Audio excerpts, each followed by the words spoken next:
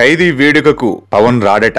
అనుకున్నదే జరుగుతోంది. మెగాస్టార్ చిరంజీవి నటించిన ఖైదీ నెంబర్ 150 చిత్రం ప్రీ రిలీజ్ వేడుక జనవరి 7న హాయ్లాండ్ లో భారీ ఎత్తున జరుగుతున్న సంగతి తెలిసిందే. ఈ కార్యక్రమానికి దర్శకరత్న దాసరి నారాయణరావు, దర్శకేంద్రుడు కె రాఘవేంద్రరావు ముఖ్య అతిథులుగా హాజరవుతున్నారు. వీరితో పాటు పలువురు ప్రముఖులు, మెగా హీరోలు ఈ వేడుకలో సందడి చేరున్నట్లు తెలుస్తోంది. ఇప్పుడు అందరి దృష్టి పవర్ స్టార్ పవన్ కళ్యాణ్ పైనే ఉంది. మెగా వేడుకకు ఈ మెగా బ్రదర్ వస్తాడా రాడా అనే దానిపైనే అందరిలో ఆసక్తి నెలకొంది. అయితే ఇప్పటికే రామ్ చరణ్ తన బాబాయికి ఇన్విటేషన్ ఇచ్చాడని తెలుస్తుండగా పవన్ మాత్రం ఈ కార్యక్రమానికి హాజరు కాడనే టాక్ వినిపిస్తుంది. అందుకు కారణం పవన్ నటిస్తున్న తాజా చిత్రం కాటమరాయుడు తదుపరి షెడ్యూల్ జనవరి 7 నుండి మొదలు కానుందట.